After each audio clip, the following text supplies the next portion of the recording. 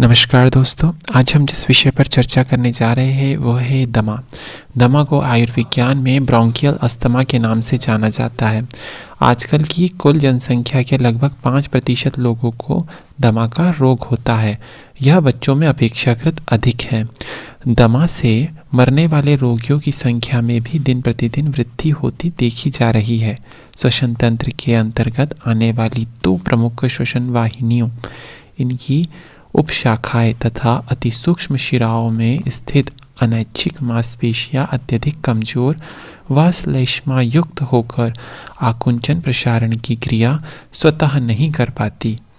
तब श्वसन नलियों के अंतर्गत श्वास आवागमन का कार्य अवरुद्ध होकर दम फूलने लगता है और सीटी की आवाज के साथ सांस लेने में कठिनाई महसूस होती है। इसी दम फूलने की शारीरिक स्थिति को दमा या ब्रोंकियल अस्थमा कहा जाता है। आयुर्वेदानुसार दमा रूपी घातक बीमारी वात एवं कफ दोष की अधिकता व जठराग्नि की कमजोरी से उत्पन्न रोग माना गया है। दमा से पीड़ित व्यक्ति मौसमीय कारणों, खान पान से संबंधित विकृतियों, नकारात्मक भावों से उत्पन्न मानसिक तनाव के संदर्भ में दौरे का भी सामना कर सकता है। अतः योग चिकित्सक को चाहिए कि दौरे के लक्षण व इसके प्रबंधन में कुशलता प्राप्त कर यौगिक उपचार करें। अब हम इसके कुछ लक्षण जानेंगे दमा के। वक्ष में भारीपन व पीड़ा, श्वास में घुटन, श्वास छोड़ने में कठिनाई, खांसी आना, रात्रि के समय अत्यधिक खांसी, खांसने की अत्यधिक प्रक्रिया के कारण छाती के पार्श्व भाग में पीड़ा होना, सीटी की आवाज़ के साथ श्वास क्रिया, थोड़ा शारीरिक श्रम करने पर थकान व श्वास फूलना, मंदाग्नि, अपच, अजीर्ण व अफारे की शिकायत, सर्दी जुकाम की बार बार शिकायत, छाती का भारीपन, बेचैनी व घबराहट, अवसादित मन व काम में जीना लगना, शारीरिक व मानसिक थकावट की अनुभूति, रात्रि में सोने में कठिनाई व निद्रा का अभाव, खांसते की प्रक्रिया में थूक का अत्यधिक कफ के साथ निकलना आदि। अब हम इसके कारण जानेंगे कि दमा के कारण क्या क्या है। तो इसमें पहला जो है वो आनुवांशिक कारण है। इसके अंतर्गत जैसे माता पिता के शरीर में स्थित दमा रूपी व्याधि संतान में कमजोर श्वसन तंत्र के साथ स्थानांतरित हो जाती है। धूम्रपान से भी होता है। अत्यधिक मदिरापान से भी दमा हो सकता है। वातावरणीय कारण जैसे कि मौसमीय बदलाव, अत्यधिक वातानुकूलित वातावरण का उपयोग, रुई धुनने का व्यवसाय, आटा चक्की पर काम करने का व्यवसाय, सड़क मजदूरी का व्यवसाय, यातायात पुलिस का व्यवसाय, बरसात की नमी वाले घर में रहना, कारखाने का धुआं। अब कुछ आहारीय कारण भी हो सकते हैं जैसे कि अत्यधिक भोजन, अत्यधिक कफवर्धक व शीतवीर्य पदार्थ का सेवन जैसे दही, मूली, चावल, आलू, फूलगोभी, अरबी आदि। दीर्घावधि कब्ज, गरिष्ठ व कब्ज जनित पदार्थ जैसे भिंडी, उड़द दाल, राजमा, पूरी, छोले। मंदाग्नि, अपच, अजीर्ण से भी हो सकता है। भोजन उपरांत मधुर आहार, जल व निद्रा ग्रहण से, रात्रि भोजन देरी से करने से, भोजन उपरांत स्नान करने व सहवास से, भोजन पश्चात आइसक्रीम खाने से, असंतुलित आहार से, अत्यधिक समय तक चंद्र स्वर में स्नान करने से, मांस, दूध, अंडे, सुगंधित पदार्थों से भी एलर्जी हो सकती है, अत्यधिक श्रम व व्यायाम से आदि कारण हो सकते हैं। अब हम इसके सैद्धांतिक योग चिकित्सा के बारे में जानेंगे। श्वसन तंत्र की विकृति से उत्पन्न दमा नामक मनोकायिक व्याधि का उपचार योग आधारित जीवन शैली व व्यायाम आधारित यौगिक संसाधनों द्वारा संभव हो सकता है। योग के सभी संसाधन इसी बात पर बल देते हैं कि किस प्रकार वात एवं कफ रूपी शारीरिक दोष की विषमता को दूर किया जा सकता है। इस व्याधि की उत्पत्ति से जठराग्नि भी न्यून होकर उत्पात मचाती है। अतः यौगिक संसाधनों द्वारा जठराग्नि प्रज्वलन हेतु उपायों का समावेश किया जाता है। अब नकारात्मक भावनाओं व असंयमित जीवन शैली को नियंत्रित करने हेतु आचरण संबंधी उचित दिशा निर्देश देने का भी प्रावधान होता है। इसके साथ साथ कारणों को प्रतिकारित करने हेतु बचावीय निर्देशों का भी समायोजन किया जाता है। व्याधि की तीव्रता में होने वाले दमा के दौरे का निदान कर उसका प्रबंधन व उसके बचाव हेतु उचित दिशा निर्देशों का भी समन्वय कराया जाता है। अब इस चिकित्सा सिद्धांत के संदर्भ में हम कुछ बातें जानेंगे, कुछ निर्देश जानेंगे। जैसे दमा के दौरे की तीव्रता में कमी लाने व उसके बचाव हेतु कुछ आवश्यक निर्देश है, जैसे कि दौरे की संभावना के समय कॉफ़ी पेय का सेवन करना चाहिए।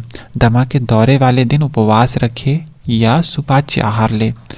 गुनगुने पानी में हल्का नींबू व शुद्ध शहद का सेवन किया जा सकता है। प्रातः काल में दमे के दौरे व रात्रि में खांसी से बचाव हेतु दमा के रोगी सायंकालीन भोजन दिन छिपने से पूर्व करे, अर्थात भोजन पचाकर निद्रा ग्रहण करे।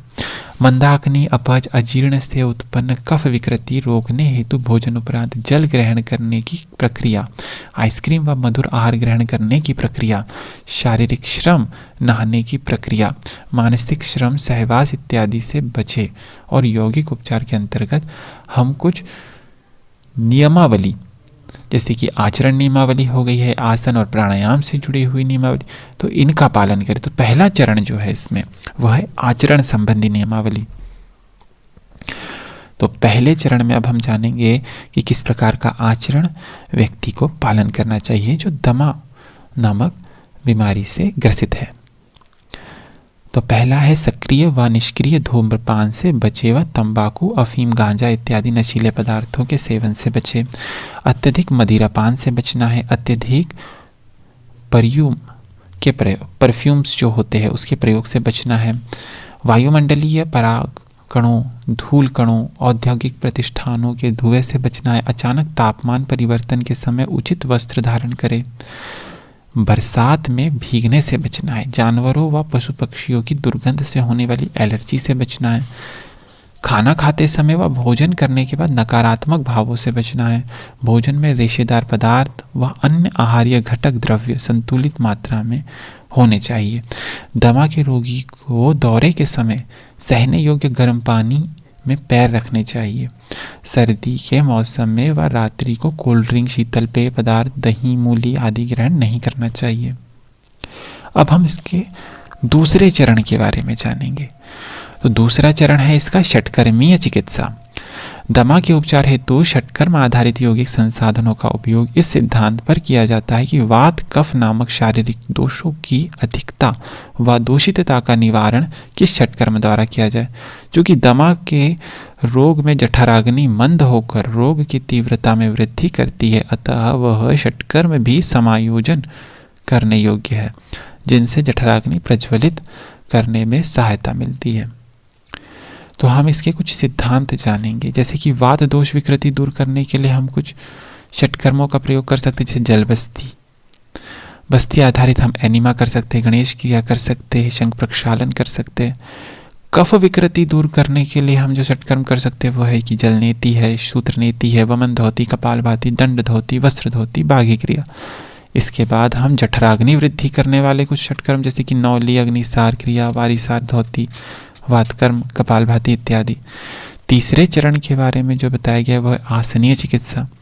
दमा के रोगी को उपचारित करने हेतु आसनों का अभ्यास भी अत्यधिक लाभकारी होता है, लेकिन आसनों का चयन योग चिकित्सा की प्रभावशाली बनाने की प्रक्रिया के कुछ सिद्धांत हैं। जैसे कि हम इनको कुछ वर्गों में बांट लेंगे, जैसे कि पहला वर्ग है कि छाती चौड़ी करने वाले आसन, दूसरा चुल्लिका ग्रंथि की सक्रियता वृद्धि करने वाले आसन, जठराग्नि वृद्धि करने वाले आसन, ऊर्ध्व स्थिति के आसन।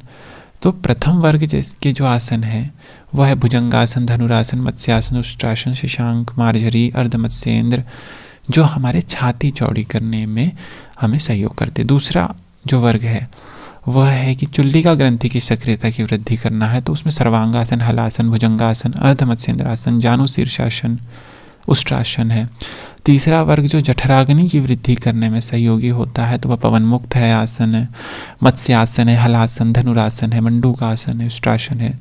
और चौथा वर्ग जो है वो कि ऊर्ध्व स्थिति के आसन जो है तो वो है विपरीत करणी है, सर्वांगासन है। तो इस प्रकार के आसनीय चिकित्सा के बारे में बताया गया है। अब चौथा चरण जो है वह है प्राणायामीय चिकित्सा।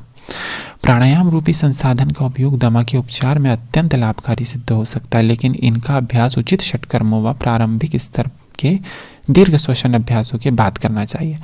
पहले 2 सप्ताह में जलनेति, सूत्रनेति, कपालभाति व मंदोति के अभ्यास के पश्चात दीर्घ श्वसन क्रिया, उदर प्रदेशीय श्वसन तथा श्वास प्रश्वास के 1:2 रखनी चाहिए। तत्पश्चात वात एवं कफ दोष के निवारण हेतु तथा जठराग्नि प्रज्वलित करने के संदर्भ में हमें कुछ प्राणायाम करने, जैसे कि वात दोष निवारण के लिए जो प्राणायाम है वो सूर्य भेदन है, कफ निवृत्ति रूपी प्राणायाम है उज्जाई प्राणायाम है, त्रिदोषात्मक निवृत्ति के जो प्राणायाम भस्त्रिका प्राणायाम, नाड़ी शोधन, अनुलोम विलोम प्राणायाम, मानसिक शांति एवं एकाग्रता प्रदायक जो प्राणायाम है भ्रामरी अनुलोम विलोम प्राणायाम है। 5वां चरण। अब हम 5वें चरण के बारे में जानेंगे, जो है कि मुद्रा और बंदीय चिकित्सा से जुड़ा हुआ है। तो जठराग्नि वृद्धि है तो हम तड़ागी मुद्रा, उड्डयन बंद, महामुद्रा, शक्ति चालिनी मुद्रा कर सकते हैं। चुल्लिका ग्रंथि की सक्रियता के लिए हम जठराग्नि, जालांधर बंद और महाबंद जो जठराग्नि वृद्धि में भी सम्मिलित किए गए हैं। उसी के साथ साथ हम पंचतत्वों के असंतुलन को दूर करने हेतु, अर्थात शरीर की वायु व जल व पृथ्वी तत्व की कमी करके अग्नि व आकाश तत्व की वृद्धि हेतु, जैसे सूर्य मुद्रा, वरुण मुद्रा, वायु मुद्रा और लिंग मुद्रा हम कर सकते हैं। 6वां चरण है शिथिलीकरण अभ्यास व ध्यान का। तो दमा का रोगी दम के दौरे के समय श्वसन क्रिया की में कठिनाई के कारण बेचैनी, व्याकुलता व तनावग्रस्त हो जाता है। अब नकारात्मक भावनाओं के आवेश से भी श्वसन नलिकाएं संकुचित होकर श्वसन क्रिया में बाधा उत्पन्न करती है। आवश्यक हो जाता है कि दमा के रोगी छाती के शिथिलीकरण के हेतु योग के शिथिलीकरण अभ्यास 15 से 30 मिनट तक के करे और मन की शांति हेतु ईश्वर में श्रद्धा भावना के साथ ध्यान का अभ्यास भी करें। 7वां और अंतिम चरण जो इसका आहार्य चिकित्सा का है। असंयमित व अनुचित खान पान शैली दमा का प्रमुख कारक माना गया था। आवश्यक हो जाता है कि दमा का रोगी योग उपचार हेतु आहार संबंधी नियमों व पथ्य अपथ्य आधारित निर्देशों का पालन करे। यौगिक चिकित्सा के प्रथम चरण में जो खान पान संबंधी आचरण नियमावली वर्णित की गई है उसे समुचित रूप से पालन करे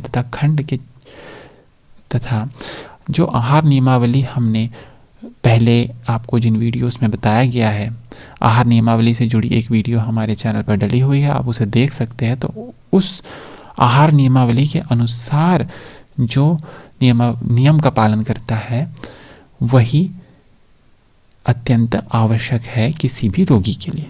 तो इसमें अपथ्य आधारित आहार जो है, जैसे कि गरिष्ठ आहार है, अधिक मिर्च मसालेदार, कब्ज और वायु कारक पदार्थ है, नशीले पदार्थ है और मांसाहार है, कफवर्धक है पदार्थ, शीत वीर्य वाले कफ कारक जो पदार्थ है, इन सब का सेवन हमें नहीं करना, यह अपथ्य है। और पथ्य कारक जो आधारित द्रव्य जो है वो है अल्प मात्रा में व जठराग्नि की सामर्थ्य अनुसार सुपाच्य भोजन करना है। छिलका युक्त दालें है, पत्ता गोभी, सेमी, बैगन, आलू अल्प मात्रा में हम ले सकते हैं, आलू को भी। और जैसे फलों में हम ले सकते हैं पपीता, अमरूद, अंगूर, अंजीर, सूखे मेवे। चाय कॉफ़ी अल्प मात्रा में ले सकते हैं, मौसम के अनुसार खिचड़ी, दलिया, परवल, करेला, मेथी आदि का सेवन कर सकते हैं।